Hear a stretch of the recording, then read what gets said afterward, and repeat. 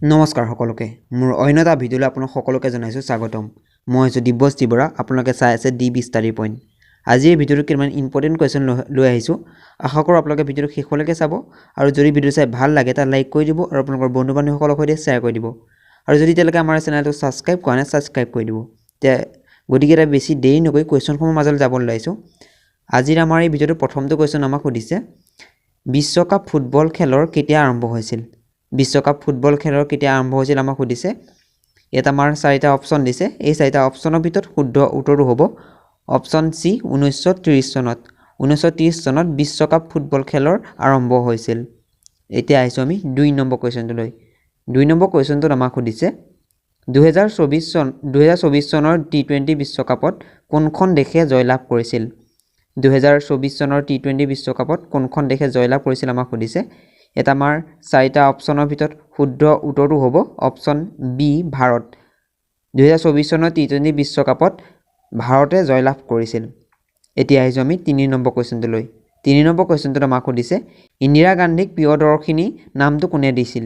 ইন্দিৰা গান্ধীক প্ৰিয়দৰ্শিনীৰ নামটো কোনে দিছিল আমাক সুধিছে। ইয়াত আমাৰ চাৰিটা অপশ্যন দিছে। এই চাৰিটা অপশ্যনৰ ভিতৰত শুদ্ধ উত্তৰটো হ'ব অপশ্যন বি ৰবীন্দ্ৰনাথ ঠাকুৰ। ইন্দিৰা গান্ধীক প্ৰিয়দৰ্শিনী নামটো ৰবীন্দ্ৰনাথ ঠাকুৰে দিছিল। এতিয়া আহিছোঁ আমি তাৰ পিছতো কুৱেশ্যনলৈ। তাৰ পিছতো কুৱেশ্যন আমাক সুধিছে ৰাজা হৰিশ্চন্দ্ৰৰ কথাছবিখনৰ পৰিচালক কোন? ৰাজা হৰিশ্চন্দ্ৰ কথাছবিখনৰ পৰিচালক কোন আমাক সুধিছে। ইয়াত আমাৰ চাৰিটা অপশ্যন দিছে। এই চাৰিটা অপশ্যনৰ ভিতৰত শুদ্ধ উত্তৰটো হ'ব অপশ্যন চি দাদা চাহেব ফাল্কে। দাদা চাহেব ফাল্কে আছিল ৰাজা হৰিশ্চন্দ্ৰ কথাছবিখনৰ পৰিচালক। এতিয়া আহিছোঁ আমি তাৰ পিছতো কুৱেশ্যনলৈ। তাৰ পিছতো কুৱেশ্যন আমাক সুধিছে অসমত পঞ্চায়তী ৰাজ আইন কেতিয়া বলবৎ কৰা হৈছিল? অসমত পঞ্চায়তী ৰাজ আইন কেতিয়া বলবৎ কৰা হৈছিল আমাক সুধিছে। এই চাৰিটা অপশ্যনৰ ভিতৰত শুদ্ধ উত্তৰটো হ'ব অপশ্যন বি 1994 চনত। 1994 চনত অসমত পঞ্চায়তী ৰাজ আইন বলবৎ কৰা হৈছিল।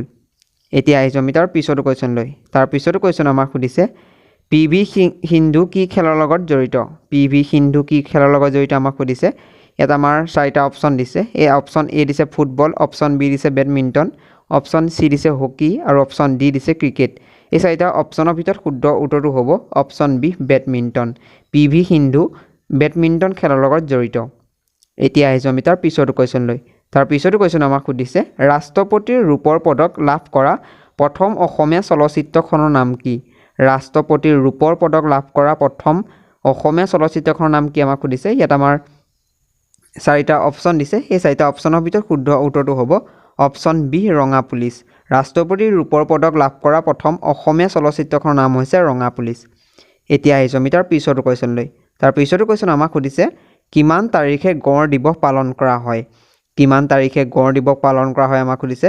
ইয়াত আমাৰ চাৰিটা অপশ্যন দিছে। সেই চাৰিটা অপশ্যনৰ ভিতৰত শুদ্ধ উত্তৰটো হ'ব অপশ্যন এ 22 ছেপ্টেম্বৰ। 22 ছেপ্টেম্বৰত গড় দিৱস পালন কৰা হয়। এতিয়া আহিছোঁ আমি তাৰ পিছতো কুৱেশ্যনলৈ। তাৰ পিছতো কুৱেশ্যন আমাক সুধিছে বৰাইল অভয়াৰণ্য অসমৰ কোনখন জিলাত অৱস্থিত? বৰাইল অভয়াৰণ্য অসমৰ কোনখন জিলাত অৱস্থিত আমাক সুধিছে। ইয়াত আমাৰ অপশ্যন এ দিছে যোৰহাট, অপশ্যন বি দিছে নগাঁও, অপশ্যন চি দিছে গোলাঘাট আৰু অপশ্যন ডি দিছে কাছাৰ। এই চাৰিটা অপশ্যনৰ ভিতৰত শুদ্ধ উত্তৰটো হ'ব অপশ্যন ডি কাছাৰ। বৰাইল অভয়াৰণ্য অসমৰ কাছাৰ জিলাত অৱস্থিত। এতিয়া আহিছোঁ আমি তাৰ পিছতো কুৱেশ্যনলৈ। তাৰ পিছতো কুৱেশ্যন আমাক সুধিছে পথৰুঘাটৰ ৰণ ক'ত হৈছিল? পথৰুঘাটৰ ৰণ ক'ত হৈছিল আমাক সুধিছে। ইয়াত আমাৰ চাৰিটা অপশ্যন দিছে। এই চাৰিটা অপশ্যনৰ ভিতৰত শুদ্ধ উত্তৰটো হ'ব অপশ্যন চি দৰং। পথৰুঘাটৰ ৰণ দৰঙত হৈছিল। এতিয়া আহিছোঁ আমি তাৰ পিছতো কুৱেশ্যনলৈ। তাৰ পিছতো কুৱেশ্যন আমাক সুধিছে ডিস্কভাৰী অফ ইণ্ডিয়া কিতাপখন কোনে লিখিছিল? ডিস্কভাৰী অফ ইণ্ডিয়া কিতাপখন কোনে লিখিছিল আমাক সুধিছে। ইয়াত আমাৰ চাৰিটা অপশ্যন দিছে। এই চাৰিটা অপশ্যনৰ ভিতৰত শুদ্ধ উত্তৰটো হ'ব অপশ্যন এ জৱাহৰলাল নেহেৰু। জৱাহৰলাল নেহেৰুৱে ডিস্কভাৰী অফ ইণ্ডিয়া কিতাপখন লিখিছিল। এতিয়া আহিছোঁ আমি তাৰ পিছতো কুৱেশ্যনলৈ। তাৰ পিছতো কুৱেশ্যন আমাক সুধিছে ভাৰতীয় জাতীয় কংগ্ৰেছ দলৰ প্ৰতিষ্ঠা কেতিয়া হৈছিল? ভাৰতীয় জাতীয় কংগ্ৰেছ দলৰ প্ৰতিষ্ঠা কেতিয়া হৈছিল আমাক সুধিছে। ইয়াত আমাৰ চাৰিটা অপশ্যন দিছে। এই চাৰিটা অপশ্যনৰ ভিতৰত শুদ্ধ উত্তৰটো হ'ব অপশ্যন ডি 1885 চনত। 1885 চনত ভাৰতীয় জাতীয় কংগ্ৰেছ প্ৰতিষ্ঠা হৈছিল। এতিয়া আহিছোঁ আমি তাৰ পিছতো কুৱেশ্যনলৈ। তাৰ পিছতো কুৱেশ্যন আমাক সুধিছে খুৰা ৰজা বুলি কাক জনা যায়? খুৰা ৰজা বুলি কাক জনা যায় আমাক সুধিছে। ইয়াত আমাৰ চাৰিটা অপশ্যন দিছে। এই চাৰিটা অপশ্যনৰ ভিতৰত শুদ্ধ উত্তৰটো হ'ব অপশ্যন এ চুখামফা। চুখামফাক খুৰা ৰজা বুলি জনা যায়। এতিয়া আহিছোঁ আমি তাৰ পিছতো কুৱেশ্যনলৈ। তাৰ পিছতো কুৱেশ্যন আমাক সুধিছে আন্তঃৰাষ্ট্ৰীয় মুদ্ৰা নিধিৰ মুখ্য কাৰ্যালয় ক'ত অৱস্থিত? আন্তঃৰাষ্ট্ৰীয় মুদ্ৰা নিধিৰ মুখ্য কাৰ্যালয় ক'ত অৱস্থিত আমাক সুধিছে। ইয়াত আমাৰ অপশ্যন এ দিছে ডুবাই, অপশ্যন বি দিছে নিউজিলেণ্ড, অপশ্যন চি দিছে লণ্ডন আৰু অপশ্যন ডি দিছে ৱাশ্বিংটন DC।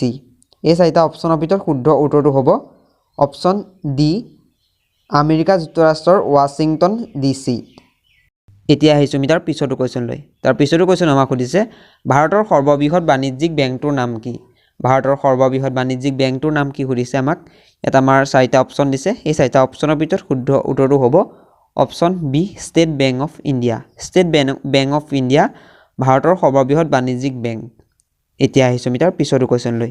তাৰ পিছতো কুৱেশ্যন আমাক সুধিছে অসমৰ নৱদ্বীপ বুলি কোনখন জিলাক জনা যায়? অসমৰ নৱদ্বীপ বুলি কোনখন জিলাক জনা যায় আমাক সুধিছে। ইয়াত আমাৰ চাৰিটা অপশ্যন দিছে। অপশ্যন এ দিছে যোৰহাট, অপশ্যন বি দিছে নগাঁও, অপশ্যন চি দিছে তেজপুৰ আৰু অপশ্যন ডি দিছে নলবাৰী। এই চাৰিটা অপশ্যনৰ ভিতৰত শুদ্ধ উত্তৰটো হ'ব অপশ্যন ডি নলবাৰী। অসমৰ নৱদ্বীপ বুলি নগাঁও জিলাক জনা যায়। এতিয়া আহিছোঁ আমি তাৰ পিছতো কুৱেশ্যনলৈ। তাৰ পিছতো কুৱেশ্যন আমাক সুধিছে পঞ্চম বেদ বুলি কোনখন গ্ৰন্থক কোৱা হয়? পঞ্চম বেদ বুলি কোনখন গ্ৰন্থক কোৱা হয় আমাক সুধিছে। ইয়াত আমাৰ চাৰিটা অপশ্যন দিছে। এই চাৰিটা অপশ্যনৰ ভিতৰত শুদ্ধ উত্তৰটো হ'ব অপশ্যন এ মহাভাৰত। পঞ্চম বেদ বুলি মহাভাৰতক জনা যায়। এতিয়া আহিছোঁ আমি তাৰ পিছতো কুৱেশ্যনলৈ। তাৰ পিছতো কুৱেশ্যন আমাক সুধিছে কাজিৰঙা ৰাষ্ট্ৰীয় উদ্যানক কেতিয়া বিশ্ব ঐতিহ্য ক্ষেত্ৰ হিচাপে ঘোষণা কৰা হয়? কাজিৰঙা ৰাষ্ট্ৰীয় উদ্যানক কেতিয়া বিশ্ব ঐতিহ্য ক্ষেত্ৰ হিচাপে ঘোষণা কৰা হয় আমাক সুধিছে। ইয়াত আমাৰ চাৰিটা অপশ্যন দিছে। এই চাৰিটা অপশ্যনৰ ভিতৰত শুদ্ধ উত্তৰটো হ'ব অপশ্যন বি 1985 চনত। 1985 চনত কাজিৰঙা ৰাষ্ট্ৰীয় উদ্যানক বিশ্ব ঐতিহ্য ক্ষেত্ৰ হিচাপে ঘোষণা কৰা হয়।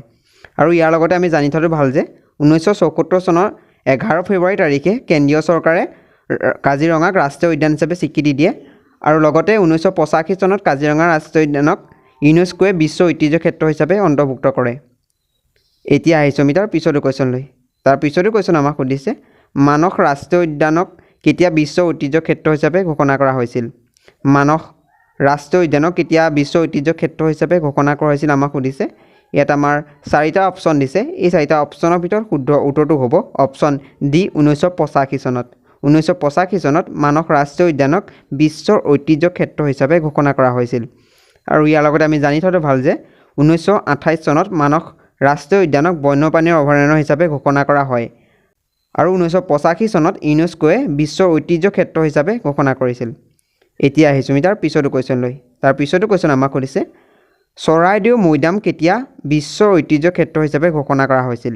চৰাইদেউ মৈদাম কেতিয়া বিশ্ব ঐতিহ্য ক্ষেত্ৰ হিচাপে ঘোষণা কৰা হৈছিল আমাক সুধিছে। ইয়াত আমাৰ অপশ্যন এ দিছে 2010 চনত, অপশ্যন বি দিছে 2024 চনত, অপশ্যন চি দিছে 2019 চনত আৰু অপশ্যন ডি দিছে 2020 চনত। এই চাৰিটা অপশ্যনৰ ভিতৰত শুদ্ধ উত্তৰটো হ'ব অপশ্যন বি 2024 চনত। 2024 চনত চৰাইদেউ মৈদামক বিশ্ব ঐতিহ্য ক্ষেত্ৰ হিচাপে ঘোষণা কৰা হৈছিল। এতিয়া আহিছোঁ আমি তাৰ পিছতো কুৱেশ্যনলৈ।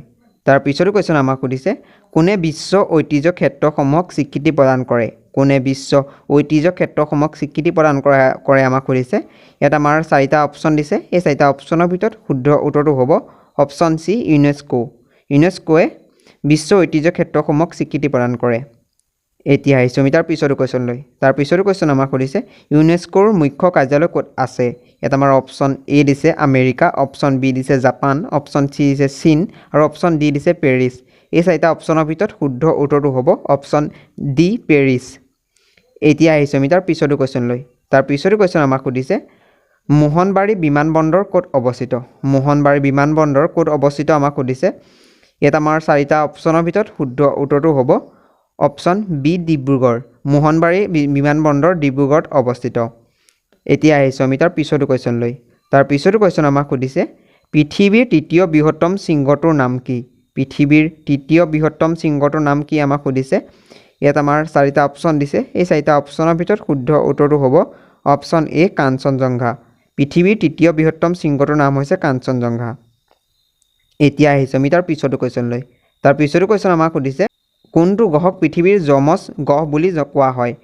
কোনটো গ্ৰহক পৃথিৱীৰ যমজ গ্ৰহ বুলি কোৱা হয় আমাক সুধিছে। ইয়াত আমাৰ অপশ্যন এ দিছে শনি গ্ৰহ, অপশ্যন বি দিছে বুধ গ্ৰহ, অপশ্যন চি দিছে শুক্ৰ গ্ৰহ আৰু অপশ্যন ডি দিছে বৃহস্পতি গ্ৰহ। এই চাৰিটা অপশ্যনৰ ভিতৰত শুদ্ধ উত্তৰটো হ'ব অপশ্যন চি শুক্ৰ গ্ৰহ। এতিয়া আহিছোঁ আমি তাৰ পিছতো কুৱেশ্যনলৈ। তাৰ পিছতো কুৱেশ্যন আমাক সুধিছে নৰ্মদা বচাও আন্দোলনৰ মূল নেতা কোন আছিল? নৰ্মদা বচাও আন্দোলনৰ মূল নেতা কোন আছিল আমাক সুধিছে। ইয়াত আমাৰ 4টা অপশ্যন দিছে। এই 4টা অপশ্যনৰ ভিতৰত শুদ্ধ উত্তৰটো হ'ব অপশ্যন এ মেধা পাটকাৰ। এতিয়া আহিছোঁ আমি তাৰ পিছতো কুৱেশ্যনলৈ। তাৰ পিছতো কুৱেশ্যন আমাক সুধিছে ভিটামিন বিৰ অভাৱত কি বেমাৰ হয়? ভিটামিন বিৰ অভাৱত কি বেমাৰ হয় আমাক সুধিছে। ইয়াত আমাৰ 4টা অপশ্যন দিছে। এই 4টা অপশ্যনৰ ভিতৰত শুদ্ধ উত্তৰটো হ'ব অপশ্যন চি বেৰি। ভিটামিন বিৰ অভাৱত বেৰি বেমাৰ হয়। এতিয়া আহিছোঁ আমি তাৰ পিছতো কুৱেশ্যনলৈ। তাৰ পিছতো কুৱেশ্যন আমাক সুধিছে ভিটামিন এৰ অভাৱত কি ৰোগ হয়? ভিটামিন এৰ অভাৱত কি ৰোগ হয় আমাক সুধিছে। ইয়াত আমাৰ 4টা অপশ্যন দিছে। এই 4টা অপশ্যনৰ ভিতৰত শুদ্ধ উত্তৰটো হ'ব অপশ্যন এ কুকুৰিকণা। ভিটামিন এৰ অভাৱত কুকুৰিকণা ৰোগ হয়। এতিয়া আহিছোঁ আমি তাৰ পিছতো কুৱেশ্যনলৈ। তাৰ পিছতো কুৱেশ্যন আমাক সুধিছে চিপকো আন্দোলন কোনখন ৰাজ্যত হৈছিল? চিপকো আন্দোলন কোনখন ৰাজ্যত হৈছিল আমাক সুধিছে। ইয়াত আমাৰ 4টা অপশ্যনৰ ভিতৰত শুদ্ধ উত্তৰটো হ'ব অপশ্যন ডি উত্তৰাখণ্ড। চিপকো আন্দোলন উত্তৰাখণ্ড ৰাজ্যত হৈছিল। এতিয়া আহিছোঁ আমি তাৰ পিছতো কুৱেশ্যনলৈ। তাৰ পিছতো কুৱেশ্যন আমাক সুধিছে ভাৰতৰ উচ্চতম ন্যায়ালয়ৰ ন্যায়াধীশসকলৰ কাৰ্যকাল কিমান? ভাৰতৰ উচ্চতম ন্যায়ালয়ৰ ন্যায়াধীশসকলৰ কাৰ্যকাল কিমান আমাক সুধিছে। ইয়াত আমাৰ অপশ্যন এ দিছে 60 বছৰ, অপশ্যন বি দিছে 62 বছৰ, অপশ্যন চি দিছে 55 বছৰ আৰু অপশ্যন ডি দিছে 65 বছৰ। এই 4টা অপশ্যনৰ ভিতৰত শুদ্ধ উত্তৰটো হ'ব অপশ্যন ডি 65 বছৰ। ভাৰতৰ উচ্চতম ন্যায়ালয়ৰ ন্যায়াধীশসকলৰ কাৰ্যকাল 65 বছৰ। এতিয়া আহিছোঁ আমি তাৰ পিছতো কুৱেশ্যনলৈ। তাৰ পিছতো কুৱেশ্যন আমাক সুধিছে ধোদৰ আলি কোনে নিৰ্মাণ কৰিছিল? ধোদৰ আলি কোনে নিৰ্মাণ কৰিছিল আমাক সুধিছে। ইয়াত আমাৰ 4টা অপশ্যনৰ ভিতৰত শুদ্ধ উত্তৰটো হ'ব অপশ্যন চি গদাধৰ সিংহ। ধোদৰ আলি গদাধৰ সিংহই নিৰ্মাণ কৰিছিল। এতিয়া আহিছোঁ আমি তাৰ পিছতো কুৱেশ্যনলৈ। তাৰ পিছতো কুৱেশ্যন আমাক সুধিছে মিৰি জীয়ৰী উপন্যাসখন কেতিয়া ৰচনা কৰিছিল? মিৰি জীয়ৰী উপন্যাসখন কেতিয়া ৰচনা কৰিছিল আমাক সুধিছে। ইয়াত আমাৰ 4টা অপশ্যন দিছে। এই 4টা অপশ্যনৰ ভিতৰত শুদ্ধ উত্তৰটো হ'ব অপশ্যন ডি 1894 চনত।